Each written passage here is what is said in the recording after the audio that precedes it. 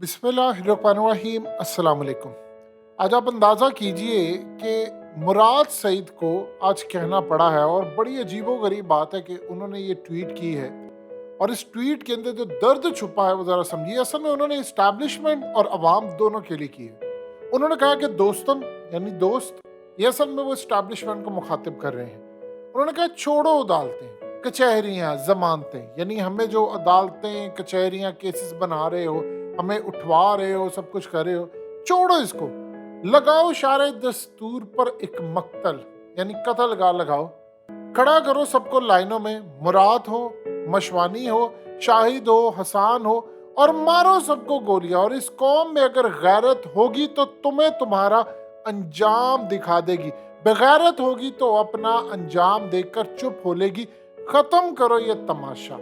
ये असल में मुराद सही ने आज जो बात की है वो आप ये समझ लें, उसने क्लियरली अवाम को कह दिया है कि असल में तुम में गैरत होगी तो तुम ये जुल्म रुकवा लोगे।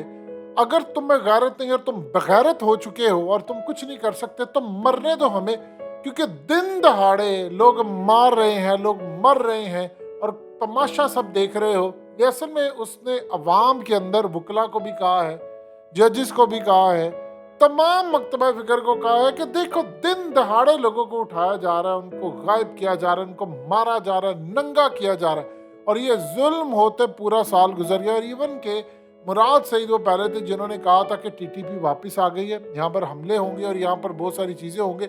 उस वक्त किसी ने नहीं कहा। अब सब कह रहे हैं, इलेक्शन कमीशन ने कहा जी वो इलेक्शन मुलतवी होंगे, ये होगा वो होगा। अब आप जरा अंदाजा कर लें कि सूरत हाल कितनी नाजुक हो चुकी है, कितनी खतरनाक हो चुकी है।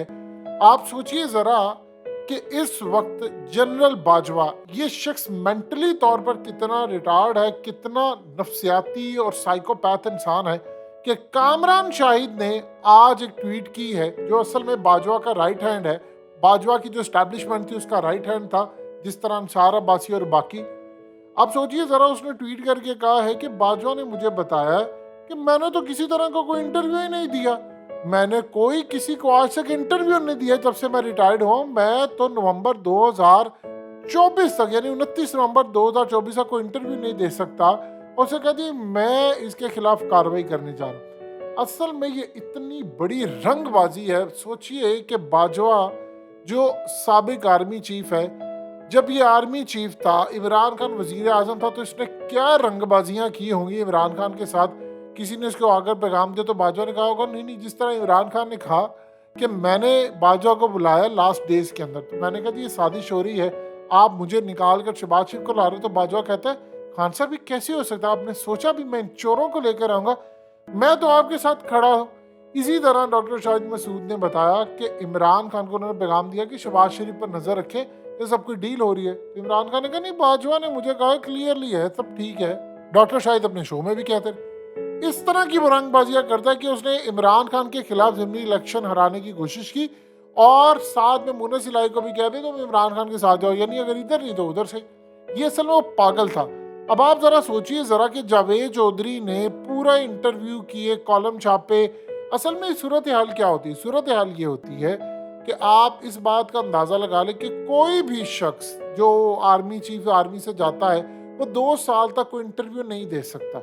अब बाजवा ने जो इंटरव्यू दिए, ये असल में होता कि आप अपनी पोजीशन क्लैरिफाई करने के लिए काम क्या करते हैं कि आप ये कहते हैं, इंटरव्यू नहीं देते, बजाय ये कहते हैं, एक साफ़ी कहता है मैं बाजवा से मिलने गया, मैंने उनसे पूछा तो उन्होंने मुझे बताया। वो इंटरव्यू देने का तरीका होता है, अपनी बात क्लैरिफाई करनी होती है। अब बाजवा ने जो हरकतें की है उसमें उसने असल में पूरे इदारे को फंसाया है। उसने पूरी यानी फौज और आईएसआई को पूरी तरह बताया है कि भाई हम लोग न्यूट्रल नहीं थे।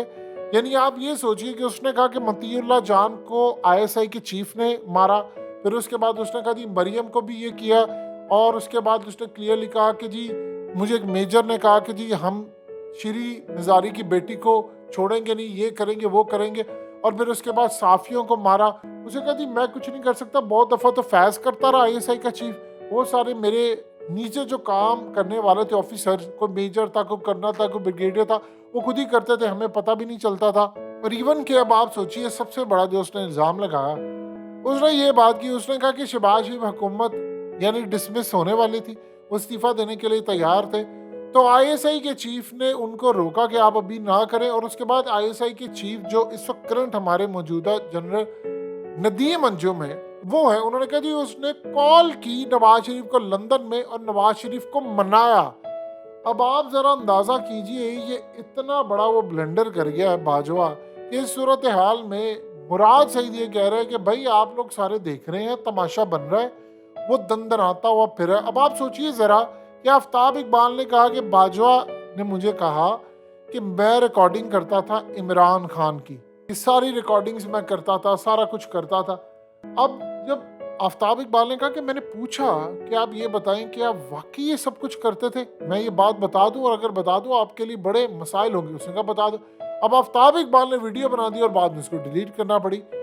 ये आप अंदाजा कर लें कि वो क्या है। जावेद चौधरी गया, मंसूर अली खान ने इंटरव्यू लिया और सर अब वो क्या कहती मैंने तो किसी को इंटरव्यू नहीं दिया। अब कामरान शाहिद की बात है तो कामरान शाहिद तो वैसे ही बाजवा का राइट हैंड है, तो कल को जब बाजवा आर्मी चीफ था तब भी ये राइट हैंड बना हुआ था। तो आप सोचिए कल को बाजवा उठकर कह दी मैंने तो कामरान शाहिद किसी को बात ही नहीं की, हाँ मैंने बात की। वो असल में गेम्स खेलता रहता है। साइकोपैथ जो लोग होते हैं वो इमेजिनरी ख्याल, यानी उसको कुछ और उसको कुछ और, जो अपने हिसाब से स्टोरीज बनाते रहते हैं।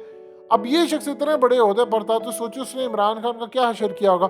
इमरान, यानी आप यहाँ से एक छोटी सी मिसाल समझे, इमरान खान की ब्रिटेन से मुलाकात हुई तो इमरान खान ने जाने से पहले बाजवा को कहा कि मुझे आप एक बात बताइए, अमेरिका जाहिर सी बात है इस पर दिल मिलाएगा तो मुझे जाना चाहिए और हमें इन चीज़ों को मैनेज करना चाहिए क्योंकि अमेरिका करेगा फिर हमें खड़े रहना पड़ेगा। तो उसने कहा खान साहब आप बेफिक्र हैं, आप अमेरिका की परवाह छोड़ दें, हम उसके सामने खड़े रहेंगे, आपका स्टैंड सही है अमेरिका के खिलाफ, बिल्कुल ठीक है। अब वो वहां पर गया और पीछे बाजवा ने अमेरिका को कह दिया ये तो अपनी मर्जी से गया है, तो देखो मेरी सुनता भी नहीं है। इमरान खान ने क्यों बार बार, जब इवन के बाजवा उस वक्त आर्मी चीफ था और इमरान खान वजीर आज़म, वो क्यों बार बार अपनी तकरीर में ये कहता रहा कि मैं अमेरिका, बाजवा से पूछ कर गया था, वो अमरीकियों को बता रहा था कि तुम्हें असल में इमरान खान कह रहे हैं वो साइफर के अंदर लिखा ये हुआ था कि इमरान खान अपनी मर्जी से गया रूस। तो इस सूरत हाल में इमरान खान ने कहा कि मुझे तो बाजवा ने कहा था कि आप जाएं, और बाद में अमरीकियों को कहा देखो अपनी मर्जी से क्या। तो वो ऐसी गेम्स खेलता था। वो सही मायनों में आप एक वर्ड जो कहते हैं ना फप्पे कुटनी, ये बाजवा फप्पे कुटनी है बहुत बड़ी। लेकिन इस फप्पे कुटनी ने पाकिस्तान को जो नुकसान पहुंचाया है आप उसका अंदाजा लगा सकते हैं। तो सोचिए एक साइकोपैथ अगर इस ओहदे पर आता है और उसके बाद वो, यानी वो सारे सहाफी झूठे हैं, वो सारा सब कुछ झूठा है, तो वो अकेला सच्चा है। इमरान खान कहता है कि ये झूठा। अब आप सोचिए जरा, इतना कुछ पागल हो सकता है इस बंदे पर, आप कैसे एतबार कर सकते हैं। ये सोचिए क्या कुछ गेम्स किए ने एक्सटेंशन के लिए क्या पापड़ नहीं बेले, यानी शहबाज शरीफ से डील ही इस बात की हुई थी कि भाई एक्सटेंशन लेंगे। अब इमरान खान ने कहा कि मुझे बाजवा ने पैगाम भेजा, इमरान खान देखना तुम्हारा हशर क्या होता है। उसके बाद जमान पाक पे रेड हुई इस्लामाबाद में, इमरान खान कहते मुझ पर कातिलाना हमला होने लगा था, लोगों को उनके उठाया जा रहा है। तो आप अंदाजा कीजिए बाजवा ने कहा था जो मेरा दौर बुरा कहता है, जो तेरे साथ अब होगा ना वो दुनिया देखेगी। ये यहाँ से आप अंदाजा लगा ले कि ये शख्स कितना बुरा माइंड सेट रखता है और इसने पाकिस्तान को कितना नुकसान पहुंचाया है। इमरान खान कह रहे इसका कोर्ट मार्शल करो, इसको सुधारो, इसका कुछ करो।